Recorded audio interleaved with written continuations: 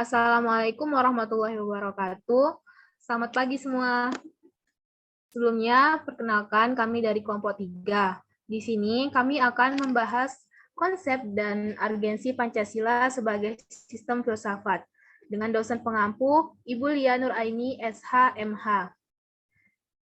Sebelumnya, perkenalkan saya Dwita dan rekan-rekan saya. Saya Nur Salsabila. Saya Lutfi Nurwulandari. Saya Ismi Dwi Yulianti. Saya Syabanat Fani Alsah. Saya Yurika Nabila Syafriza.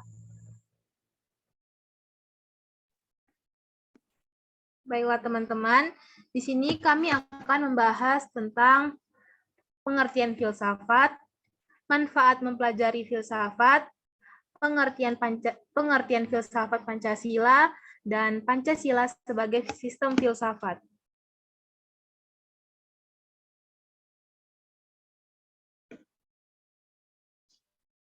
Pengertian filsafat.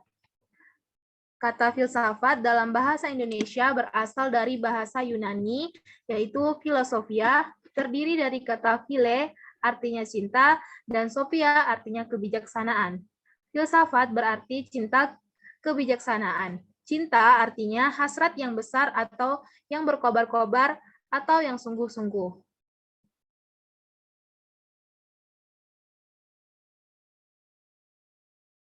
Pengertian filsafat menurut tokoh-tokoh filsafat. Yang pertama, menurut Socrates. Menurut Socrates, filsafat adalah suatu bentuk peninjauan diri yang bersifat reflektif atau berupa perenungan terhadap azas-azas dari kehidupan yang adil dan bahagia. Berdasarkan pemikiran tersebut, dapat dikembangkan bahwa manusia akan menemukan kebahagiaan dan keadilan jika mereka mampu dan mau melakukan peninjauan diri atau refleksi diri sehingga muncul koreksi terhadap diri sendiri secara objektif. 2. Menurut Plato. Dalam karya tulisnya, yaitu Republik, Plato menegaskan bahwa para filsuf adalah pecinta pandangan tentang kebenaran. Dalam konsepsi Plato, filsafat merupakan pencarian yang berfilsafat spekulatif atau terhadap pandangan tentang seluruh kebenaran.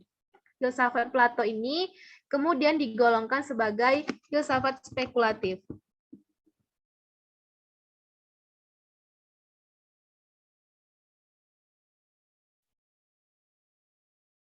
Lanjut, ada dua cakupan dari pengertian filsafat. 1. Filsafat sebagai produk mencakup. Yang pertama, filsafat sebagai jenis pengetahuan, ilmu, konsep-konsep, pemikiran-pemikiran, yaitu rasionalisme, materialisme, dan pragmatisme. 2. Filsafat sebagai suatu jenis problema yang dihadapi oleh manusia sebagai hasil dari aktivitas berfilsafat. Manusia mencari suatu kebenaran yang timbul dari suatu persoalan yang bersumber pada akal manusia. 2. Filsafat sebagai proses mencakup. Filsafat sebagai suatu proses, dalam hal ini filsafat diartikan dalam bentuk-bentuk suatu aktivitas berfilsafat dalam proses pemecahan suatu permasalahan dengan menggunakan suatu cara dan metode tertentu yang sesuai dengan objeknya. Filsafat secara umum dapat diberi pengertian sebagai ilmu pengetahuan yang menyelidiki hakikat segala sesuatu untuk memperoleh kebenaran hakiki. Karena filsafat telah mengalami perkembangan yang cukup lama, tentu dipengaruhi oleh berbagai faktor, misalnya ruang, waktu, keadaan, dan orangnya. Itulah sebabnya, maka timbul berbagai pendapat mengenai pengertian filsafat yang mempunyai kekhususannya masing-masing, antara lain 1. Bersifat rasionalisme mengagungkan akal. 2. Berfilsafat materialisme mengagungkan materi. 3. Berfilsafat individualisme mengagungkan individualitas. 4.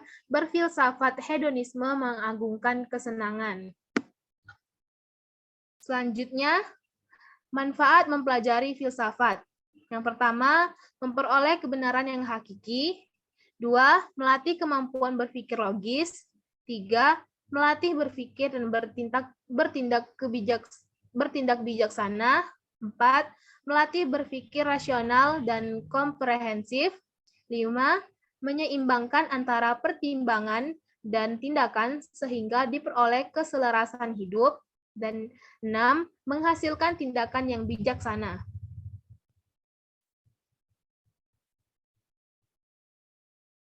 Tiga, pengertian filsafat Pancasila.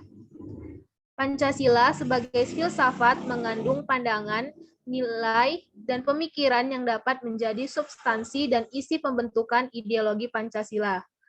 Filsafat Pancasila dapat didefinisikan secara ringkas sebagai refleksi kritis dan rasional tentang Pancasila sebagai dasar negara dan kenyataan budaya bangsa, dengan tujuan untuk mendapatkan pokok-pokok pengertiannya yang mendasar dan menyeluruh.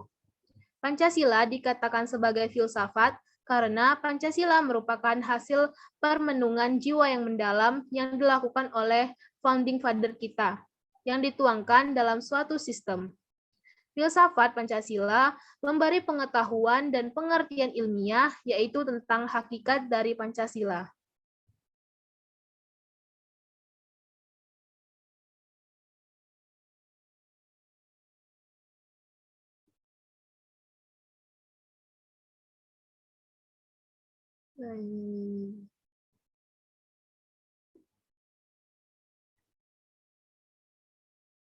Lanjut, Pi.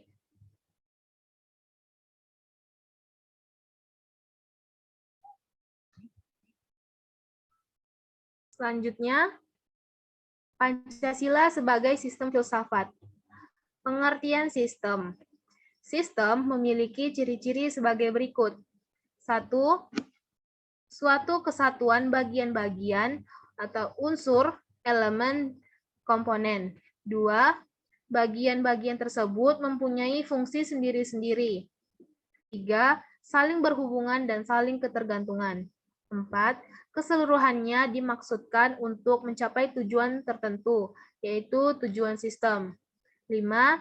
Terjadi dalam suatu lingkungan yang kompleks. Pancasila sebagai suatu sistem. 1. Pancasila merupakan kesatuan bagian-bagian, yaitu sila-sila Pancasila. 2. Tiap sila Pancasila mempunyai fungsi sendiri-sendiri. 3.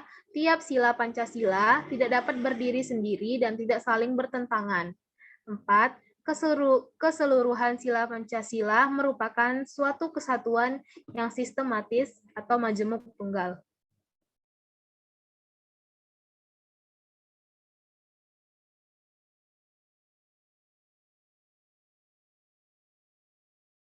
Ciri-ciri filsafat Pancasila antara lain: 1. Sila Pancasila merupakan satu kesatuan sistem yang bulat dan utuh.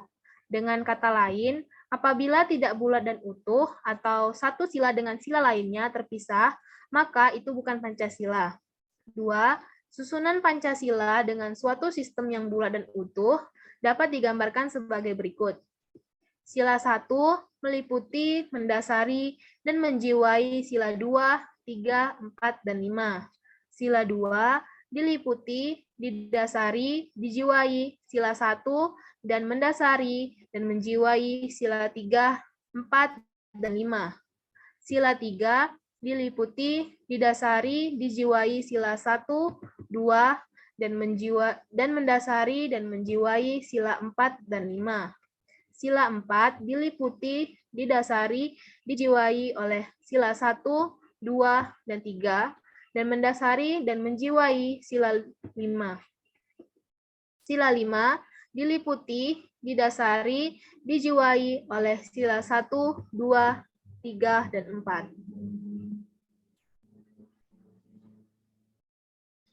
Inti sila-sila Pancasila meliputi yang pertama yaitu Tuhan sebagai kuasa prima.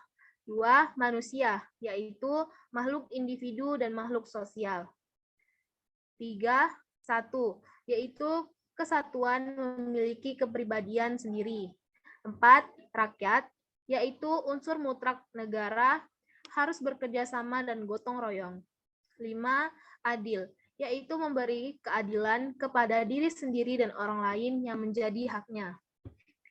Membahas Pancasila sebagai filsafat berarti mengungkapkan konsep-konsep kebenaran Pancasila yang bukan ditunjukkan pada bangsa Indonesia, melainkan juga bagi manusia pada umumnya. Wawasan filsafat meliputi bidang atau aspek penyelidikan ontologis, epistemologis, dan aksiologis. Ketika bidang tersebut dapat dianggap mencakup kesemestaan. Baiklah, sekian yang dapat kami sampaikan. Sekian materi yang dapat kami sampaikan. Semoga bermanfaat untuk kita semua. Terlebih terkurang, kami memohon maaf dan terima kasih. Wassalamualaikum warahmatullahi wabarakatuh.